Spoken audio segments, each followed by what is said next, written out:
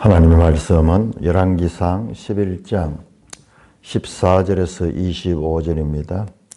열왕기상 11장 14절 여호와께서 에돔 사람 하닷을 일으켜 솔로몬의 대적이 되게 하시니 그는 왕의 자손으로서 에돔에 거하였더라. 전에 다윗이 에돔에 있을 때에 군대 지휘관 요압이 가서 죽임을 당한 자를 장사하고 에돔의 남은 자를 다 쳐서 죽였는데 요압은 에돔의 남자를 다 없애기까지 이스라엘 무리와 함께 6달 동안 그곳에 머물렀더라. 그때 하닷은 작은 아이라 그의 아버지 신하 중 에돔 사람 몇몇과 함께 도망하여 애굽으로 가려 하여 미디안을 떠나 바란에 이르고 거기서 사람을 데리고 애굽으로 가서 애굽 왕 바로에게 나아가매 바로가 그에게 집과 먹을 양식을 주며 또 토지를 주었더라. 하닷이 바로의 눈앞에 크게 은총을 얻었으므로 바로가 자기의 처제 곧 왕비 다브네스의 아우를 그의 아내로 삼으며 다브네스의 아우가 그로 말미암아 아들 그누밧을 낳았더니 다브네스가 그 아이를 바로의 궁중에서 젖을 떼게 하며 그누밧이 바로의 궁에서 바로의 아들들 가운데 있더라. 하닷이 애굽에 있어서 다윗이 그의 조상들과 함께 잔 것과 군대 지휘관 요압이 죽은 것을 듣고 바로에게 아뢰되 나를 보여 내 고국으로 가게 하옵소서. 바로가 그에게 이르되 너가 나와 함께 있어 무슨 부족함이 있기에 너 고국으로 가기를 구하느냐? 대답하되 없나이다. 그러나 아무쪼록 나를 보내소옵소서 하였더라. 하나님이 또 엘리야다의 아들 르손을 일으켜 솔로몬이 대적자가 되게 하시니 그는 그의 주인 소바 왕 하닷에셀에게 가서 하닷에셀에게서 도망한 자라. 다윗이 소바 사람을 죽일 때에 르손이 사람들을 자기에게 모으고 그의 무리의 계수가 되어 다메섹으로 가서 살다가 거기서 왕이 되었더라. 솔로몬의 일평생에 하닷이 끼치는 환난 외에 르손이 수리아 왕이 되어 이스라엘 대적하고 뇌화하였더라. 오 하나님 아버지 은혜를 감사합니다.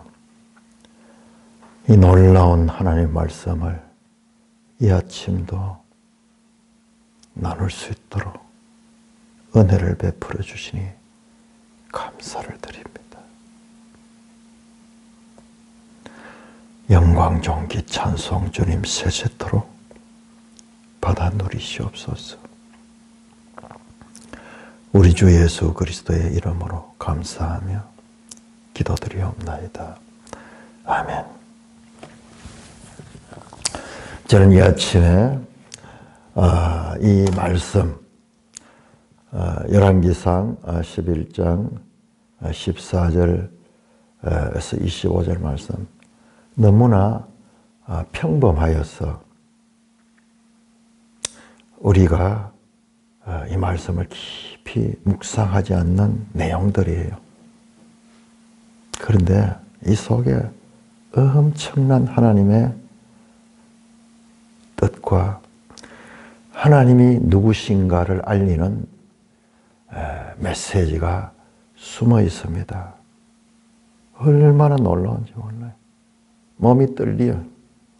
우리가 앞에서도 솔로몬 기사를 새롭게 보았듯이 솔로몬이 가졌던 그 지혜가 너무나 세상적인 지혜였고 그리고 그 지혜가 그 듣는 마음이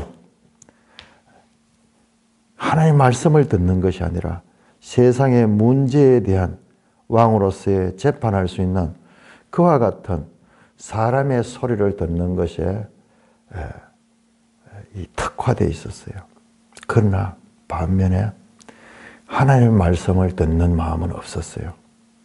그걸 우리가 분명히 알아야 됩니다. 자, 보세요. 우리 앞에서 11장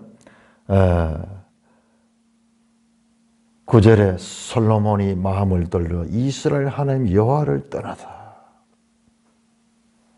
두 번이나 나타나서 말씀하셨는데도 어느 누구에게도 하지 않았던 그런 강력한 역사하심으로 그에게 지혜도 주고 그에게 두 번이나 나타나셔서 하나님 직접 말씀했음에도 불구하고 하나님 말씀을 듣는 마음은 없었어요. 이걸 우리가 분명하게 해야 됩니다. 저도 설교를 할 때 실수했잖아요.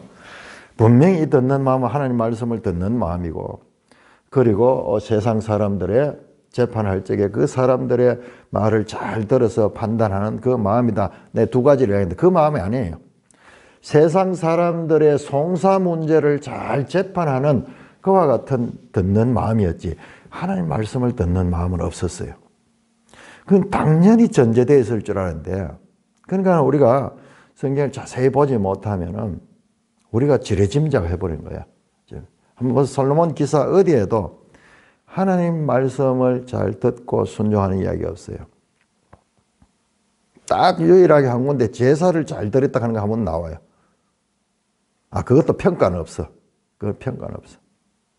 그렇지만은 솔로몬의 지혜는 어마어마하잖아요. 세상의 물리학적인, 생물학적인, 그리고 이 우주적인, 이 천문학적인, 그리고 사상적인 이런 이 인간으로 가진 최고의 지혜를 가진 사람이고, 뿐만 아니라 이 부귀와 영화도 세계 왕들 중에 최고의 왕을 누렸다. 그래서 솔로몬은 이 세상에 관한 누릴 수 있는, 인간이 누릴 수 있는 그런 모든 것을 누렸던 왕이지 하나님의 마음에 합한 자는 아니었는 거예요. 결과적으로 하나님을 떠나게 되고 이스라엘 하나님의 이 언약으로부터 심각한 이 징계를 받게 되는 이야기가 오늘 나오는 이야기예요. 오늘 내일 나오는 이야기가 하나님의 징계에 대한 이야기입니다. 자, 이것도 언약적 징계입니다. 자, 여러분들 우리가요 이거를 놓치면 안 돼요. 열왕기 상하 전체는 다윗 언약에 걸려 있습니다. 다윗 언약. 그래서 우리 성경을 언약의 책이라고 해요. 언약 책이에요. 예, 사무엘하 7장 14절에서 16절에서 나오는 다윗 언약. 다윗 언약. 하나님께서 이스라엘의 왕위를 다윗 후손에게 왕위를 보존해 주겠다. 그렇지만은 그들이 잘못했을 때는 징계한다. 솔로몬은 잘못했죠. 징계를 하죠. 징계는 하지만은 왕위는 빼앗지 않는다. 사울에게는 그 징계하며 그 왕위까지도 빼앗았지만은 분명히 사울과 달리 다윗에게는 징계는 하되 그러나 왕위는 보존시켜 주신다. 이게 다윗은 그런 영원히 다윗 후손이 왕이 되는 것에 대한 언약인 거예요. 그러니까 이 영원한 왕위의 언약은 궁극적으로 예수 그리스도입니다. 예수 그리스도가서 이루어지지 실제로 이 이스라엘 역사에서는 이루어지지 않습니다. 망하잖아요. 열왕기 하는 결국 이 다윗 후손도 왕위를 빼앗깁니다. 누가복음 1장에서 예수님께서 다윗의 언약을 완성하는 자로 나옵니다. 다시 한번 확인해 봅시다. 엄청 중요한 내용이에요. 자, 누가복음 1장. 우리가 여기까지 모르면은 하나님의 약속이, 언약이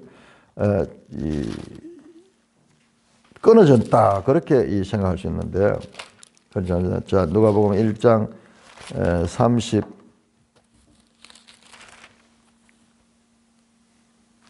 그렇습니다. 32절입니다. 32절. 예수님이 바로 다윗 언약의 이 궁극적인 이 왕위 보존과 궁극적인 이 성취자예요. 32절 그 이름을 예수라라. 그가 큰 자가 되고 지극히 높으시니 아들이라 일컬어짐을 받을 것이요 주 하나님께서 그 조상 다윗의 왕위를 그에게 주시니 영원히 야곱의 집의 왕을 따서 바로 영원한 왕위 보존. 영원한 왕위 보존은 이것은 모형이야, 모형. 이스라엘 왕은 그러니까 열왕기 자체가 열왕기 전체가 모형적인 거예요. 영원한 왕으로 오실 예수 그리스도에 대한 누가복음 1장 32절이네요. 32절. 진정한 다윗 언약의 완성은 예수 그리스도를 통하여. 그러면 구약의 모형인데 이 모형이 중요합니다. 이 모형을 제대로 알아야지 실체를 알 수 있기 때문에 중요한 거예요. 자, 그런데 지금 솔로몬은 하나님을 떠나버렸어요. 그러면 하나님이 그 왕위를 빼앗아 가지고 다른 사람에게 넘기든지 그 나라를 멸망시키는데 그렇지 않았어요. 그럼에도 불구하고 징계를 합니다. 징계. 오늘 내용이 징계에 관한 내용, 징계. 그러나 왕위는 심각한 손상을 입습니다. 나라가 완전히 분열이 되어버리고 그리고 10지파가 절로 따라가고 겨우 2지파만 남는 그야말로 그 왕위가 보잘것없어지고 손상을 입지만은 그럼에도 불구하고 예루살렘에 있는 땅은 보존하다. 예루살렘 성전이 있는 이 땅은 보존하다. 그러니까 10지파가 수적으로 많고 영토적으로 넓지만은 그러나 이스라엘의 핵심은 예루살렘에 있는 거예요. 이 땅은 그래도 지켜주시는 거예요. 지켜주시는 거예요. 바로 유다 나라가 되는 거죠. 유다 나라. 자, 오늘 이야기는 다윗 언약을 통해서 봐야 됩니다. 다윗 후손이 하나님의 말씀을 불순종해서 하나님을 떠났을 때 하나님 반드시 징계를 하십니다.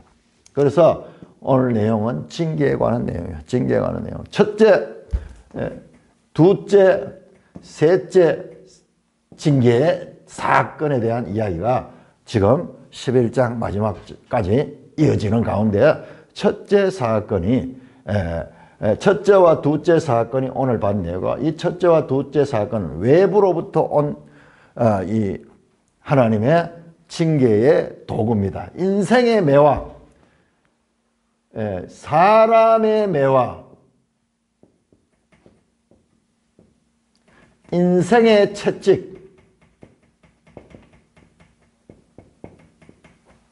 자, 다윗 언약을 불순종했을 때 하나님이 징계를 하는데 어떻게 하냐? 사람의 매와 인생의 채찍을 통해서 그 백성을 징계한다고 나옵니다. 자, 우리 다시 한번 볼까요? 사무엘하 17장. 가장 중요한 내용입니다. 이거를 놓치고 열왕기를 제대로 이해할 수가 없습니다. 사무엘하 17장.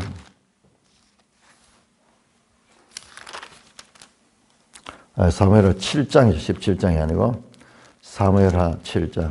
신명기 17장이고 사무엘하 7장 14절 보시면은요. 14절부터 이제 다윗 언약에 대한 말씀이 나오면서 14절에 보시면은 나는 그의 아버지가 되고 그는 내게 아들이 되고 그가 만일 죄를 범하면은 완전히 지금 솔로몬은 명확하게 이제 죄를 범죄했다고 나왔잖아요. 11장에서 이제 이 하나님이 11장 6절에 솔로몬이 여호와의 눈앞에 악을 행하여 평가가 쫙 나와. 하나님이 평가를 확 했습니다.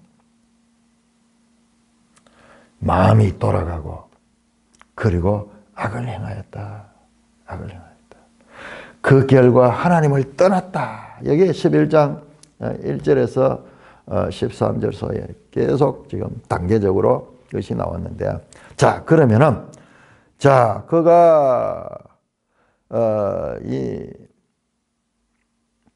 만일 죄를 범하면 내가 사람의 매와 인생의 채찍으로 징계하지만은 내가 내 앞에서 물러나는 사울에게 내 은총을 빼앗은 것처럼 그에게는 빼앗지 아니하리라.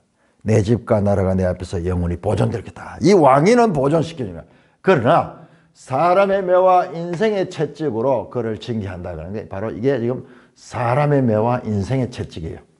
같은 의미의 반복이죠. 이 징계하고 때리는 거, 고통을 주는 거죠. 외부로부터 고통인데, 첫째, 둘째 사건은 이건 하닷 사건이고, 이게 르손 사건이고, 이게 오늘 안 나오지만 다음 시간에 나오는 것이 이게 여로보암이 여로보암. 자, 이 하닷은 저 북쪽 외부, 이 두 나라 첫째, 둘째는 외부의 적이 외부의 대적이고, 이것은 내부의 대적입니다. 내부의 대적. 자, 이것은 어디 나오냐? 이스라엘 국토 북쪽에서 일어난 이 대적자고, 르손은 아니요, 반대네요. 이거는 하닷은 에돔 사람이에요. 에돔 사람. 남쪽에서 일어났고, 그 다음에 이 르손은 북쪽에서 일어난. 그러니까 나라의 서쪽에는 바다잖아요. 그리고 동쪽에는 이 광야 지역이고 뭐 이러한데요. 이스라엘의 남쪽에서 대적이 나고 북쪽에서 대적이 나고 내부에서 대적이 나는 바로 사람의와 인생의 채찍이 지금 어떻게 구체적으로 죄를 범한 다윗 후손에게 나타나는가를 보여주는 내용이 이 내용이에요. 이 배경, 이 언약적 관계에서 오는 이와 같은 사건의 기록이 있다는 것을 우리가 알아야 돼요. 이것을 아는 것이 중요한 거예요. 그러면 하나님은 자신이 하신 언약, 말씀대로 반드시 행하신다. 반드시 행하신다. 자, 보세요. 오늘 1절 보세요. 이 14절 보십니다. 오늘 읽었던 이 첫 번째 14절은 여호와께서 에돔 사람 하닷을 일으켰다. 솔로몬의 대적이 되겠다. 솔로몬의 채찍으로, 사람의 매와 인생의 채찍으로 하닷을 들었습니다. 두 번째로 보세요. 23절은 하나님이 또 엘리야들 르손을 일으켜서 하나님이 일으키는 하나님이 사람 매와 인생의 채찍을 통해서 범죄한 다윗의 후손에 대해서 징계하는 내용. 그러나 징계는 하지만은 그 왕위는 빼앗지 않는다. 그 왕위는 보존시켜준다. 궁극적으로 이 왕위 보존은 예수 그리스도 안에서 이루어지지만은, 그러나 우리가 열왕기 안에서는 이 말씀이 거짓말 같은 거예요. 아니, 결과적으로는 좀 오래 유지는 됐죠. 몇백 년, 한 400년 이 왕위는 유지는 됐지만 결국은 망하지 않았느냐. 그렇게 생각하냐. 그러니까 이게 전부 모형이야. 전부 모형이고, 궁극적으로 바로 다윗 후손으로 영원한 왕위를 가진 분은 바로 예수 그리스도예요. 예수 그리스도. 자, 이 예수 그리스도에 대해서 우리가 말씀하기 전에 이 본문에 나온 이 내용들을 철저하게 알을 적에 예수 그리스도에 대한 우리의 믿음도 견고해지는 거예요. 하나님의 언약에 대한 믿음도 견고해지는 거예요. 이게 없는 상태로 그냥 사건들 이야기 따라가지고 뭐 이렇게 그렇게 보면요, 하나님 뜻을 알 수가 없는 거예요. 지금 그러니까는 아무 설명 없이 내레이터가 이런 설명은 하나님이 일으켰다, 하나님이 하셨다, 그건 나오지만은, 그러나 이 사건이 궁극적으로 어떤 의미를 가진가를 보지 않는데, 이게 사람매와 인생의 채찍을 통하여 바로 범죄한 다윗 후손을 징계하는 내용이 지금 이어지고 있다는 것입니다. 자, 본문으로 들어가겠습니다. 지금 앞에서 11장 10절에서 9절에서 분명히 나옵니다. 이제 솔로몬이 여호와를 완전히 떠났어요. 완전히 떠났습니다. 자, 그러니까 하나님이 일하십니다. 14절 여호와께서 에돔 사람 하닷을 일으켰다. 자, 여기 중요한 것은 주어가 뭡니까? 주어가 여호와입니다. 하나님이 일하시는 거예요. 여러분, 이걸 봐야 돼요.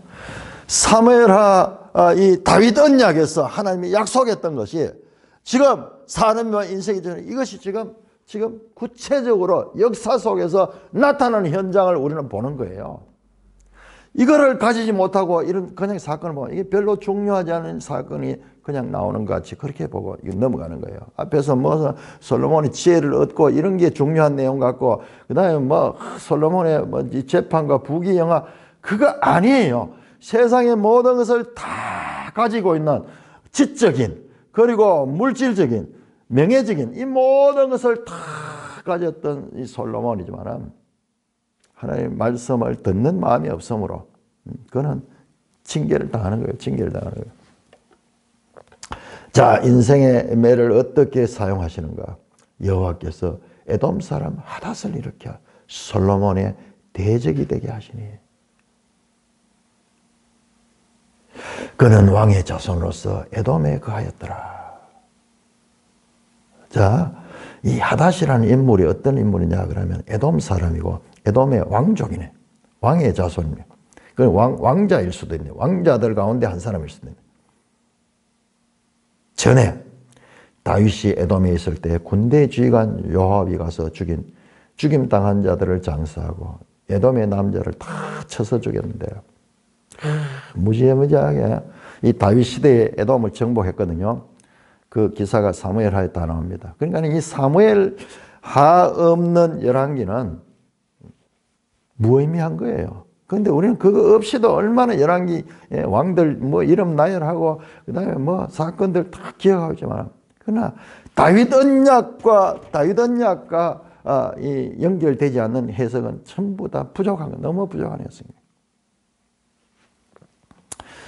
그러니까 이 다윗이 이 제국을 이뤘잖아요. 다윗과 솔로몬은 제국이거든요. 주의 나라들을 다 정복해가지고 그 통치하는 그때 한 일이에요. 자, 우리 그때 어떤 일이 있었는가 우리 돌아가 보겠습니다. 사무엘하 8장. 자, 다윗 언약이 일어나자마자 여러분 보세요. 7장이 다윗 언약이고 8장에 이제 다윗이 승승장구하는 이 언약을 받고 하나님께 기도하는 내용이 7장이고 그 다음에 이 8장에 이 하나님의 말씀을 따라서 그래서 내가 가진 성경에는 8장을 제목을 다윗이 어디로 가든지 이기다. 다윗이 어디로 가든지 이기라. 자, 이때 이 8장에서 13절 이하에 보시면요.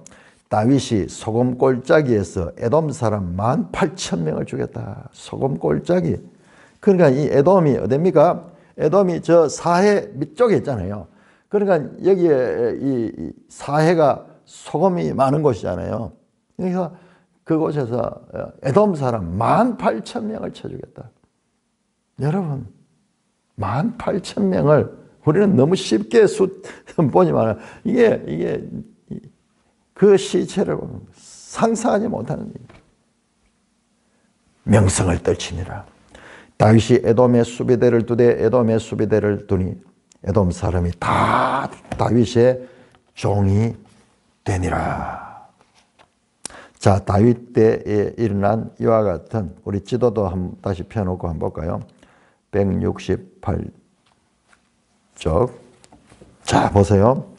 그 지도 제일 이제 사해 아래편 에돔이네요. 그래서 에돔이 다윗에게 정복이 되고 다윗이 통치하는 그 영역 안에 돌았던 것입니다. 그때 에돔 사람이 다 다윗의 종인데요.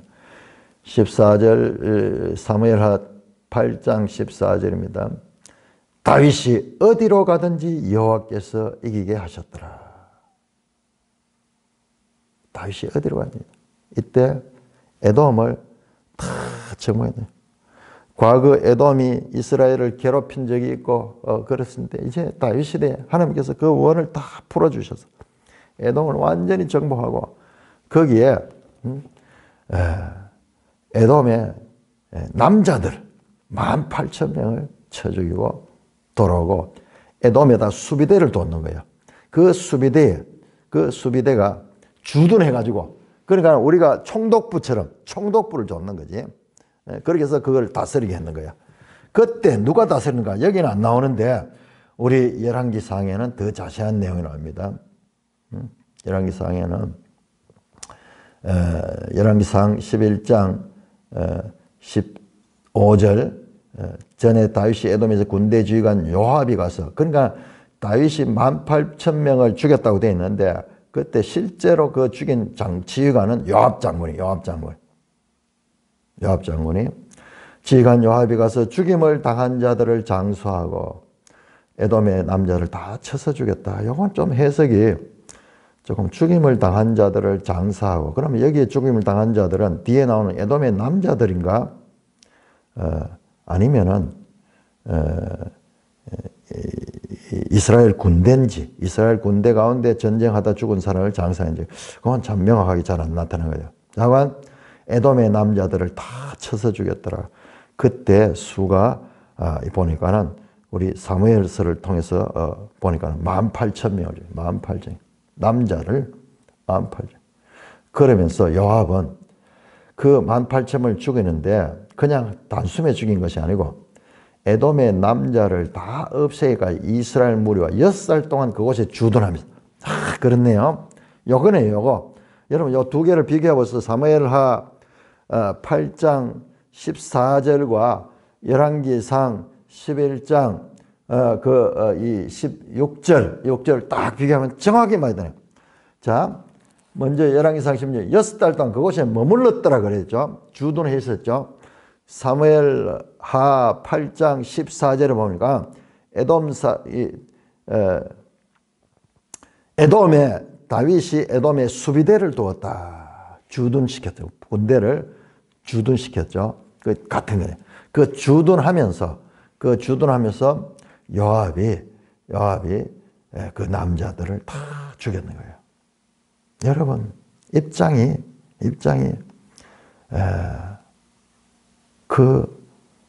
에돔의 입장으로 생각해 보세요.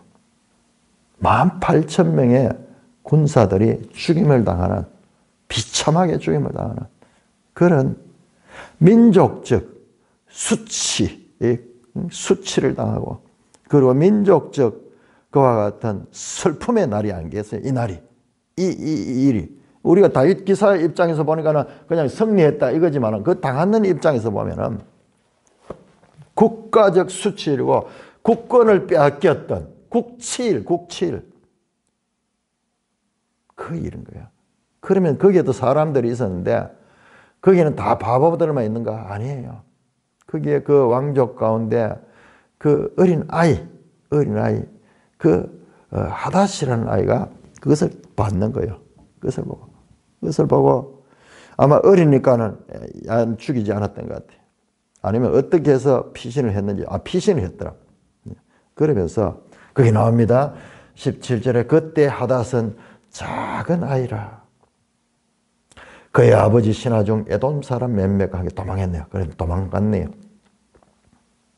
그 목격을 자기 가족들과 그리고 자기의 나라의 이 군인들이 무자비하게 이 도륙을 다하는 그 장면을 보면서 그 어린 마음에 이 기억을 품고 몇몇 이 에돔의 이 사람들이 그 아이를 보호해서 도망을 갔는데 어디로 갔느냐?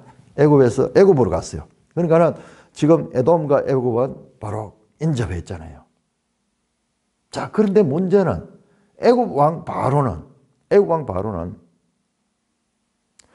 자기의 딸을 솔로몬에 줘가지고 서로 동맹연합 관계를 맺고 있잖아요. 그러면은 솔로몬이 요구를 하면은 이 피난자들은 오히려 휘발유를 들고 불 붙는 곳으로 들어가는 것처럼 오히려 더 위험에 처해질 때, 그런데 우리 생각과는 달리 이 애굽에 정착을 합니다. 제가 이 역사를 봤어요. 이 역사를 봤는데요. 이게요. 이집트 왕조 역사를 또 알아야 돼. 이집트 왕조 역사는. 지금 우리가 뒤에 보면은 이집트 왕조가 새로 나오는데, 이집트 21왕조, 이집트 22왕조가 있는데, 그러니까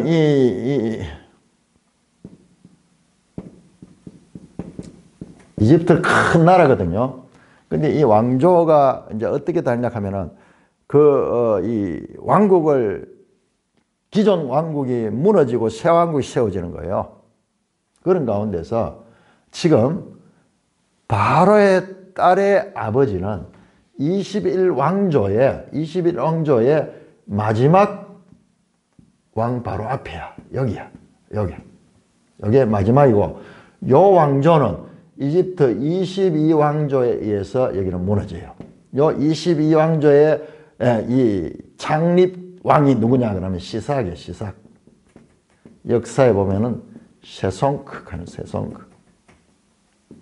이거는요, 기록에 다 있습니다. 이집트의 이 부조로 이 기록이 다 나와 있어요. 여기 정확하게 연대가 BC 900년대, 이 솔로몬 시대, 이 시대예요. 그러니까 지금 이집트가 솔로몬의 아내 바로의 딸과 이 혼인 관계를 하고 이와 같이 보이지 않는 그런 서로 협력 관계가 있을 때는 저들이 애굽으로 가면 죽지만, 그러나 지금 그 다음 왕조가 돌아왔는 거예요. 오히려 먼저 있던 왕조와는 적대적인 그와 같다. 그러니까 먼저 있던 왕조는 이스라엘과는 친이스라엘의 관계였죠. 그런데 적의 동맹은 나의 적이 되잖아요. 그러니까 22왕조는 완전 이스라엘과는 반 이스라엘 관계를 가 있는 거야. 이제 이걸 앞으로 보게 될 거예요. 하나님의 역사가요, 어떻게 일어날까요? 너무 놀라운 거예요. 그러니까 이 왕조였으면은 여기는 친이스라엘 관계니까는 이스라엘의 이 적이라고 할 수 있죠. 에돔이 피난을 받아주지도 않을 뿐더러 왔더라도 오히려 알려가지고 본국에 알려가지고 그들을 처단하겠죠. 그런데 하나님은 이 왕조가 바뀌는 왕조를 지금 선택했는 거예요.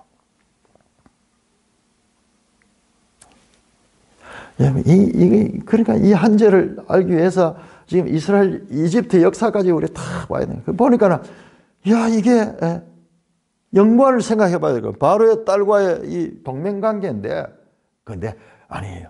역사는 이집트 안에서도 큰 변화가 일어나서 이 22왕조의 시작이야. 이제 앞으로 이 22왕조 시삭 왕에 대해서 우리가 주의 깊게 봐야 돼요. 하나님은 절묘하게 지금 역사를 이끌어 가시면서 하나님의 뜻을 이루시고 있는데, 성경은 우리에게 그것을 가르쳐 주고 있는데 우리는 그걸 못 보는 거야. 그걸 봐야 돼. 그래 자꾸 이 말씀을 보고 읽고 반복해서, 제가 이 말씀을 한번 준비하기 위해서요, 첫 번째 초벌로 읽고 두 번째 읽고 그 다음에 문맥적으로 보고 이렇게 하면서 이게 보이는 거예요. 그리고 역사적인 관계, 이런 거 생각할 수 있잖아요. 어떻게 애굽으로 도망하면은. 근데 22왕조는 반이스라엘 정책을 쓰기 때문에 오히려 이스라엘의 적을 보호해주고 그들을 오히려 북돋아주는 거예요. 뒤에 여로보암도 마찬가지로 애굽으로 피난 가거든요. 여로보암이 애굽에서 힘을 길러가지고 나중에 솔로몬의 아들 르호보암을 물리치고 그 북이스라엘을 건국하게 되는 배경에도 애굽의 지지가 있었는 거야. 여러분 생각해 보세요. 솔로몬은, 여러분 이걸 또 봐야 됩니다. 바로 신명기 17장에 이스라엘 왕의 규례 가운데 애굽으로 가지 말며, 마병과 말을 가지러 애굽으로 가지 말며, 두 번째로 많은 아내를 두지 말고 그들을 미혹하게 할 것이며, 은금을 많이 가지지 말고 철저하게 신명기 17장을 어겼잖아요. 우리 어제 그걸 확인해 봤잖아요. 그러니까는 이 애굽이 지금 솔로몬 때는 도움이 될 줄로 생각하고 애굽과 동맹관계를 맺었거든요. 아니에요. 그 애굽은 솔로몬의 이 함정이 되고 솔로몬을 찌르는 창과 칼이 되는 거예요. 하나님 말씀을 정면으로 적극적으로 불순종했다고 어제 말씀드렸잖아요. 그 결과 애굽은 솔로몬의 이 가시가 되고 솔로몬의 인생의 채찍과 사람의 매를 양성하는 양성소가 된다는 거예요. 지금 성경은 설명을 하고 있지 않지만 사건만 나열했는데 자세히 말씀을 통해서 우리가 연속해 볼 때 그게 보이는 거예요. 그게. 자, 그래서 이 하닷이라는 인물의 소년 하닷, 이게 막 피난하고 거기서 어떻게 사는 이야기를 성경이 기록해 놔서 이게 무슨 의미가 있을까요? 이게 왜 이런 성경에 하나님 말씀에 구속사를 전개하는 하나님 말씀에 이런 이야기가 무슨 의미가 있을까요? 우리가 봤을 때 이해가 안 되거든요. 그런데 이것이 아주 중요한 의미가 있습니다. 그걸 우리가 반해야 돼요. 자, 보세요. 18절 미디안을 떠나 바란에 이르고 가는 과정까지 다 설명을 합니다. 에돔에서 미디안 광야를 지나가지고 바란 광야, 그 유명한 모세가 출애굽할 때 나왔던 그 바란 광야, 반대로 입애국을 하고 있네. 에돔에서 애국으로 지금 들어가는 거예요. 그 과정까지 지금 미디안을 지나서 바란이고 거기서 사람들을 데리고 애국으로 가서 애국왕 바로를 찾아가는 거예요. 이제 큰일 나잖아요. 애국왕 바로를 찾아가면 애국왕은 이 솔로몬과 이 솔로몬의 장인인데, 그런데 그 장인 바로는 죽었고 그 후손도 한 번 있었어. 그 후손도 한 번 있었는데 그것도 끝이 나고 지금 새 왕조가 왔어. 새 왕조. 반 이스라엘 이 정치 성향을 가진 바로 이게 시사왕일 거예요. 시사왕. 나가니까는 바로가 그를 받아주는 거예요. 바로가 그에게 집과 먹을 양식을 주고 또 토지를 주었더라. 여러분, 성경에서 왜 이야기를 할까요? 이런 이야기. 아니, 이 하나님의 구속의 역사를 다루는 그 중요한 이 성경에 왜 이 에돔의 한 왕자의 그 소소한 이야기를 기록할까요? 여기에 엄청난 하나님의 뜻이 숨어 있습니다. 바로가 호의를 베풀어 줬어요. 집과 먹을 양식을 주고 또 토지를 주었다. 과거 야곱의 후손들이 애굽 왕 바로에게 도움을 입었듯이 지금 바로가 그들을 도와줍니다.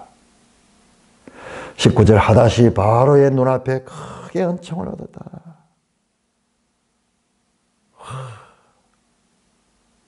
이 에돔의 나라 잃은 에돔의 불쌍한 왕자가 애굽에 가서 그 애굽의 바로 왕에게 큰 은총을 입었다. 그들의 눈앞에 크게 은총을 입었다.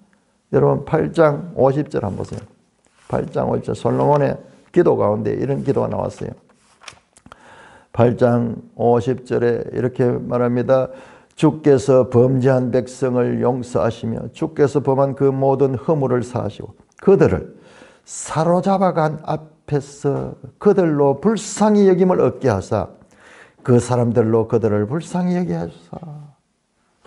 만약 이스라엘이 장차 이런 일을 당하면 하나님 그 포로로 잡아간 사람들이 그 강대국이 이 불쌍한 이스라엘 백성들을 불쌍히 여기를 은혜를 입게 하소서 그렇게 했는데 그 기도가 하닷에게 이루어져요. 하닷에게.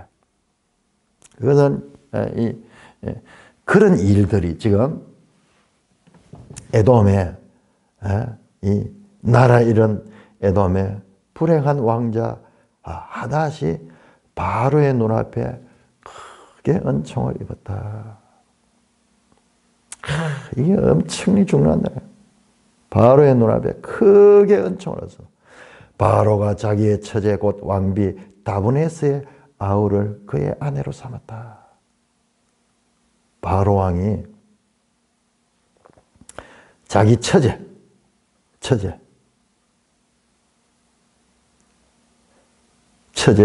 왕비 다브네스라는 건 이게 나라 땅 이름이기도 한데 이 사람 이름이 다브네스의 아우를 그의 아내를 그러니까는 이 하닷이 에돔의 나라 이런 에돔의 불행한 왕자 하닷이 바로의 눈에 들고 그래서 피난처만 줄 뿐만 아니라 그 바로의 가문의 왕가의 이 사유가 되는 거죠. 왕가의 사유가 되는 거예요. 여러분 이 이야기 어디서 들어본 것 같지 않아요? 이 이야기 들어본 것 같지 않아요? 이게 바로 모세의 이야기예요. 모세의 이야기. 우리는 이스라엘의 모세가 이 바로의 이 딸에 의해서 여러분 바로의 딸요. 여기 나오는 바로의 딸 말고 지금부터 한 500년 전에 그 바로의 딸이 모세를 이 갈대 상자에서 구해가지고 길러가지고 이스라엘의 왕족처럼 지내게 만들었던 그 사건이 400년 후에 한 500년 후에 지금 에돔의 어린 왕자 그 삶을 통해서도 지금 성취되고 있는 것입니다. 하나님이 그 일을 하시고 있는 것입니다. 여러분, 우리는 모세의 입장에서 보고 모세의 생애는 그렇게 귀하고 그렇게 드라마틱하게 생각하면서 에돔의 이 나라 이런 불행한 왕자에 있어 일어나는 이런 사건은 우리는 소홀히 보는 거죠. 동일합니다. 하나님은 동일하게 그 불행한 에돔의 그 왕자 하닷을 크게 은총을 입고 왕족이 되게 해요. 완전히 무너졌던 그 에돔국의 왕자가 이제 바로의 이 왕가의 사위로 들어가게 되는 그런 역전적인 그와 같은 사건이 합니다. 20절 다브네스의 아우가 그로 말미암아 아들을 거누바시라. 둘이가 결혼해가지고 아들을 낳았어요. 그 아들의 이름이 거누바시라. 다브네스가 그 아이를 바로의 궁중에서 젖을 때에 완전 이 아이는 이 하닷의 아들은 이제 마치 이 애굽 사람처럼 바로의 왕족으로서 거기서 젖을 먹고 자라게 됩니다. 젖 먹는 이야기조차도 모세하고 비슷하죠. 그누밭이 바로의 궁에서 바로의 아들들 가운데 있더라. 이 아들이요. 바로의 아들들, 바로도 왕이니까는 뭐 아들들이 많겠죠. 그는 왕족으로 자란. 모세하고 똑같잖아요. 모세가 그렇게 왕족으로 그렇게 왕자들 가운데서 최고의 교육을 받고 거기 훈련을 받고 이 왕으로서의 그런 이 교육을 받는 과정에 들어가는 거예요. 그 모세하고 지금 이거 하닷과 다른 점이 뭐가 있어요? 오히려 모세보다는 이 하닷이 더 출생부터 이는 왕자였고 모세는 그냥 이 레이지파한 이 아이에 지나지 않았잖아요.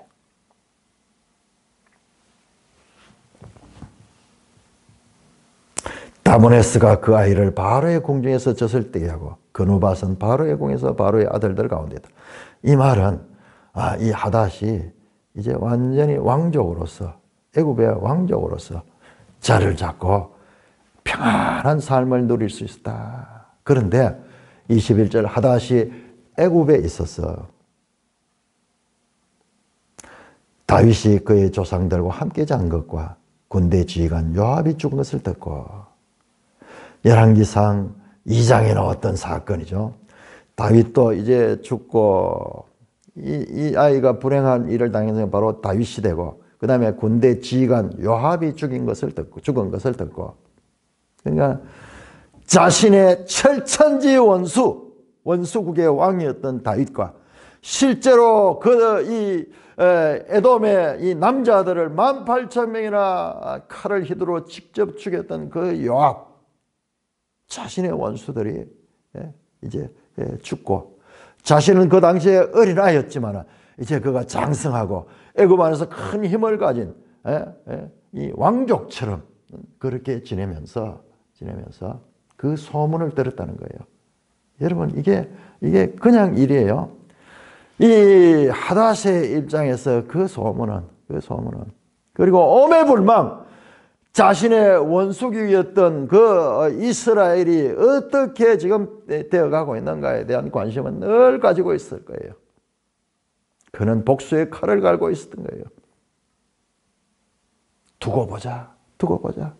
어쩌면 그가 이렇게 이 바로의 은총을 입고 이렇게 했는 것도 장차 그와 같은 큰 꿈을 가지고 있어서 그 마음에 들었는지도 몰라요. 성경 말하고 있지 알 수 없지만 하닷이 그 소문을 들었어. 자기의 에돔국의 철천지 원수 다윗과 그 군대 직원 요압이 들었고 바로를 찾아갑니다. 나를 보내어 내 고국으로 가게 하소서. 내 고국은 에돔이죠. 바로가 그에게 이르되 네가 나와 함께해서 무슨 부족함 있게 네 고국으로 가기로 하냐. 아니, 네 고국은 뭐 망해가지고 지금 별 볼 일 없는 그런 땅이고, 아마 이때 하면 벌써 에돔의 솔로몬의 이 통치가 약해져가지고 에돔으로 돌아갈 수도 있는 그와 같은 때였을 거예요. 그러니까는 바로가 무슨 부족함이 있냐. 그러니까는 없습니다. 부족 없습니다. 그러나 아무쪼록 내가 말은 못하지만 아무쪼록 나를 보내소서 하였더라. 여러분, 그러고 하닷 이야기는 끝이 납니다. 하닷 이야기. 왜 가려고 했을까요? 하닷이 애굽의 평안한 왕족 같은 삶을 누리고 무슨 부족함이 있어서 그가 가려고 했을까요? 왕이 물었습니다. 네가 무슨 부족함이 있어서 망한 너 에돔으로 가려고 하느냐? 그러니까는 없습니다. 그러나 아무쪼록 나를 보내옵소서 하였더라. 그러고 끝이 납니다. 23절 하나님이 또 엘리야다를 르손을 일으켰다. 여러분 보세요. 지금 14절에 하나님이 에돔 사람 하닷을 일으켰다. 두 번째로 하나님이 또 엘리야다를 르손을 일으켰다. 딱 구분해야 돼요. 1차 대적, 그 다음에 2차 대적이 나옵니다. 마치 모세를 구하여 이스라엘의 지도자를 삼았듯이 이방인 하닷을 준비시켜 애굽에서 보호를 받게 하시고 그 애굽에서 다시 기사회생해서 이스라엘의 솔로몬을 대적케 하시는 하나님의 역사를 운영하시는 그와 같은 솔로몬의 인생의 채찍과 사람의 매를 준비하시고 행하시는 하나님을 볼 수가 있습니다.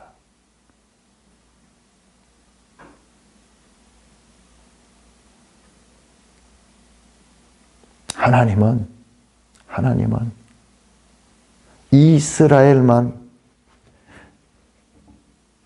다스리는 하나님이 아니라 세상 모든 역사를 다스리시는 하나님이시고 그 백성이 하나님 말씀을 불순종하고 하나님을 떠날 적에는 징계를 하시되 그들이 다른 나라를 정복할 때 마찬가지로 그들도 동일하게 하나님이 특별하게 봐주는 거 안 하고 있어. 언약과 일치하느냐 안 하느냐 문제지.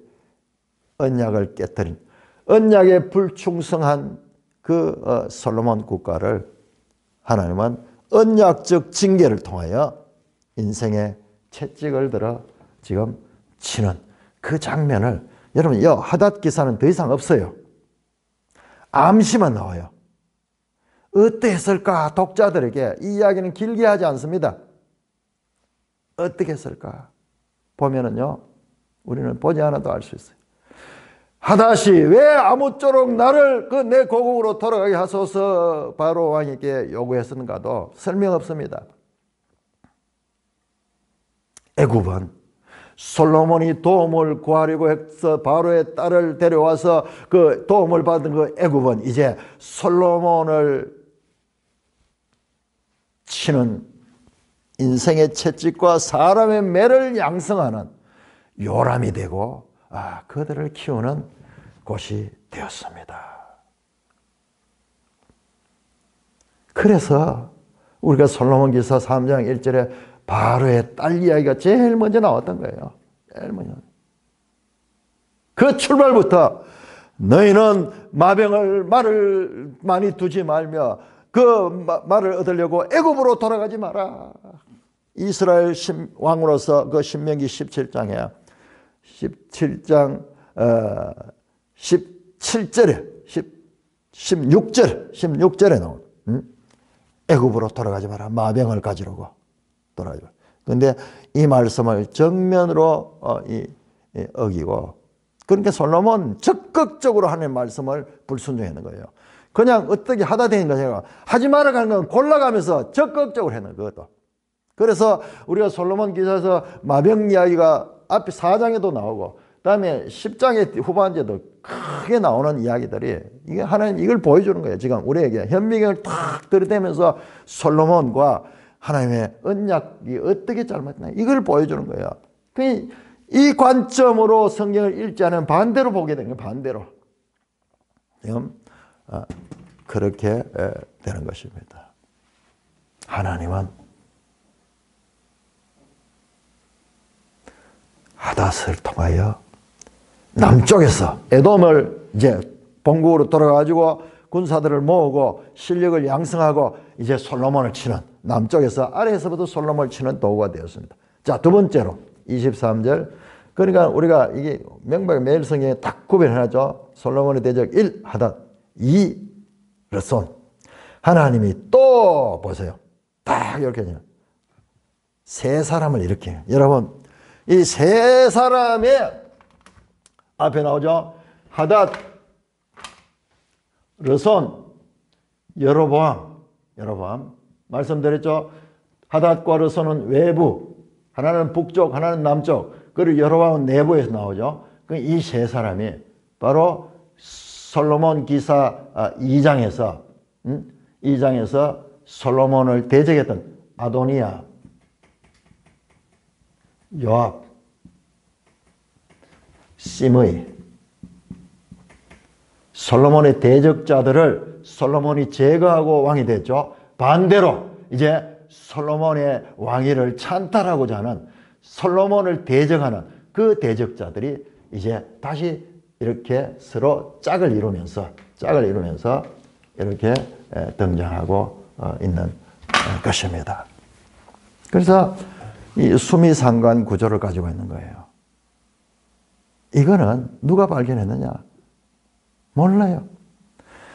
계속 성경을 읽던 우리의 믿음의 조상들, 하나님의 말씀을 그렇게 읽고 무오한 하나님의 말씀으로 믿고 읽으며 그 하나님의 말씀 뜻을 발견했어요. 보니까는 이런 절묘하게 3-3 구조로 되어 있대요. 우리가 이거 하면서 좀 이상한 게 하나 있었어요. 이거 하면서 2장에서 아비아달을 죽일 줄 알았는데 안 죽였어. 3명을 죽는 이야기가 나왔던 것도 이거와 서로 맞추게 되는 것도 있는 것처럼 생각이 됩니다. 성경은요 설명하고 있지 않아요. 단지 볼 수 있는 사람은 보게 되는 거예요. 첫 번째, 자 이렇게 이제 하닷 에돔이 일어나서 두 번째, 하나님이 또 23절 엘리야의 아들 르손을 일으켜 솔로몬의 대적자가 되게 하셨다. 똑같잖아요.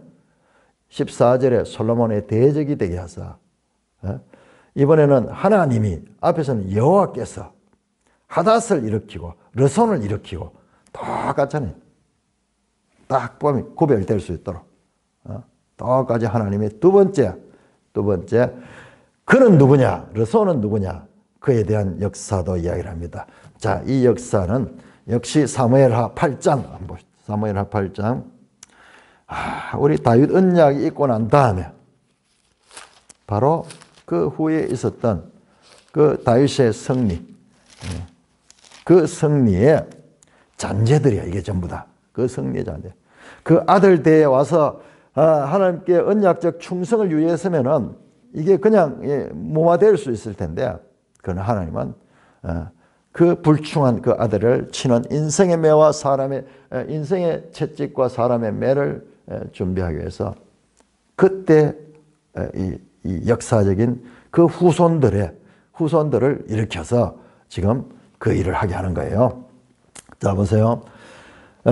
그 후에 8장 1절 그 후에 다윗이 블레셋을 쳐서 항복을 하고 블레셋 자손의 메덱 암마를 빼앗으니라.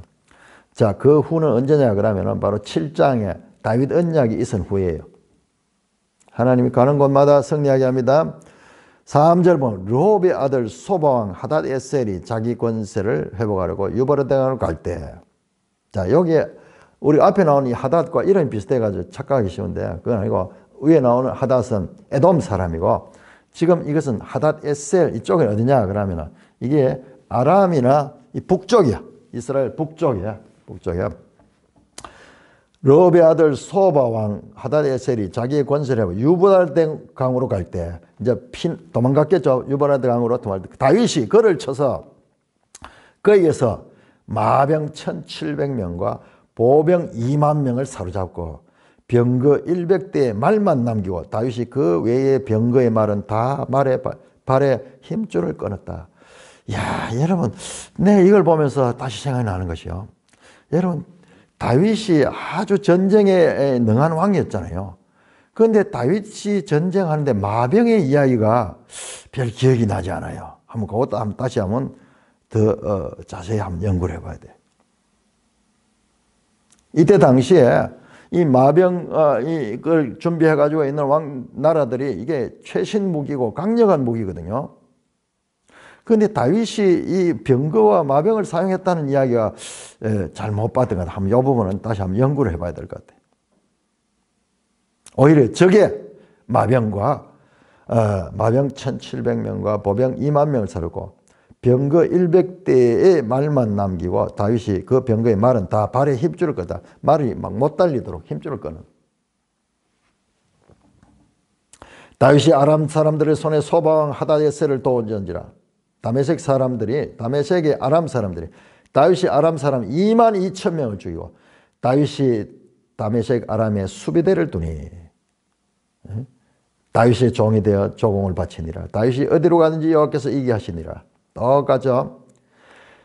여기 보세요. 다윗이 하닷에셀의 신복들이 가진 금방패를 빼앗아 예루살렘으로 가져왔다. 자, 금방패 이야기 나오죠. 금방패. 자, 우리는 바로 지난 시간에서 10장에서 솔로몬의 금방패 이야기를 들었어요. 솔로몬의 금방패. 그러면 솔로몬의 금방패가 그냥 솔로몬이 나온 게 아니라 이방의 나라의 왕들이 자기의 세력을 과시하게 하는 그와 같은 이 과시야. 이걸 받는 거야. 그래서 솔로몬이 그 방패를, 다윗이 이 하닷 사람들의 그 방패를 빼앗았는데, 여러분, 그 금방패가 아주 중요한 의미를 가집니다. 그 금방패가 어떻게 될지. 나중에 보면요, 이 시사기 와서 그 금방패. 그러니까 이걸 연결해서 봐야 돼요. 금방패. 솔로몬이 과시하기 위해서 만들었던 그 금방패가 어떻게 되는가. 아무런 의미 없이 오히려 적에 의해서 약탈당하고 공격당하게 되는 빌미를 제공하게 되는 것입니다. 자, 이때 이 소바왕 하드리에셀이 도망할 때 그때 르손이 그 길을 피해가지고 24절 다윗이 소바 사람들을 죽일 때 사무엘하 10장 우리 또 한번 볼까요? 사무엘하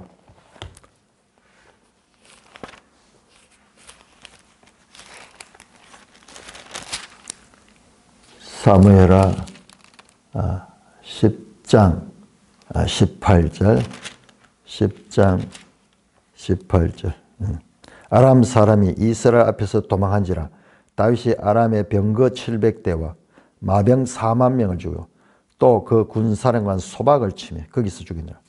하다데색에 속한 왕들이 자기가 이스라엘 앞에 패함을 보고 이스라엘과 화친하여 섬기니 그러면 아람 사람들이 들어와야 다시 암몬 자손을 돕지 않는다.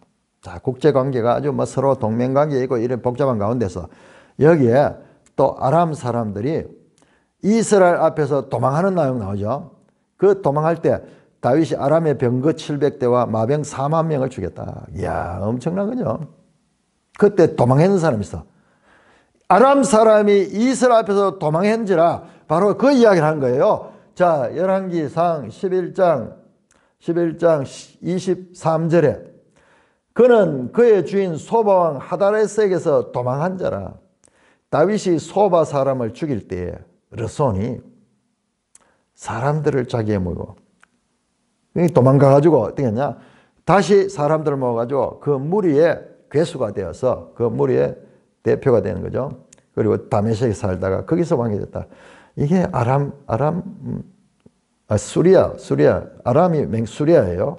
그런데 우리가 이 아람이라고도 나오고도 수리아로 나오는데 다윗의 일평생에 하다에 끼친 환난 후에 르손이 수리아 왕이 되어 이스라엘 되죠.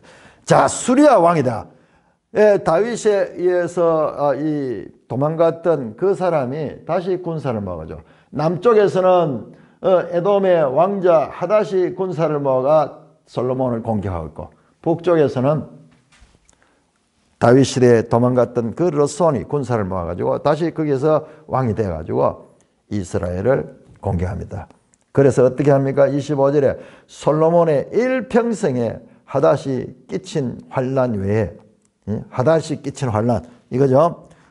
에돔의 이 하닷, 그 다음에 르손이 수리아 북쪽에서 왕이 되어 이스라엘을 대적하고 미워하였더라. 대적하고 미워하였더라. 계속 대적이라는 말이에요. 대적. 바로 사람과 인생의 채찍으로 하나님께서 다윗의 후손이 불순종한 거기에 대한 징계를 하는 내용이 지금 여기에 나오고 있는 것입니다. 솔로몬 시대는, 솔로몬 이름 자체가 평화의 시대냐, 평화. 천하가 태평하고 그랬지만은, 그러나 솔로몬이 불순종한 하나님의 인내에 극에 차고 하나님의 징계가 올 때 그 평화가 다 깨어지고, 북쪽에서 남쪽에서 이제 내일 보면은 내부에서 이와 같이 대적들이 일어나서 솔로몬을 이 매로 치고 채찍으로 괴롭게 하는 그 하나님의 뜻이 이루어지는 것을 우리는 확인할 수 있게 됩니다.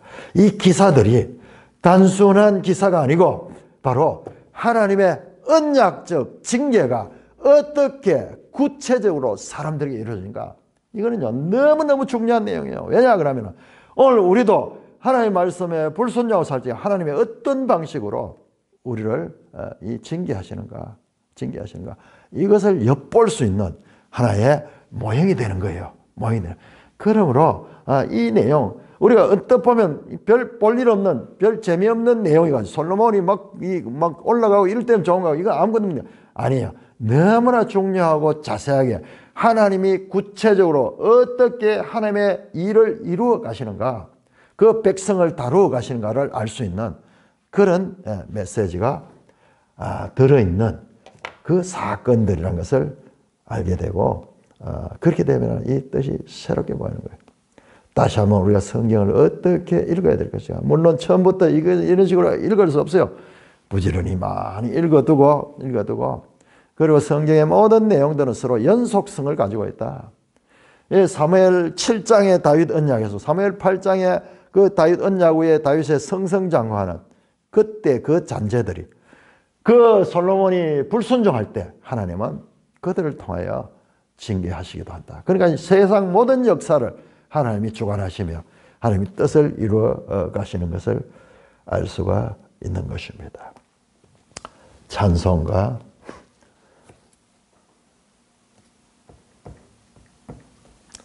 272장입니다.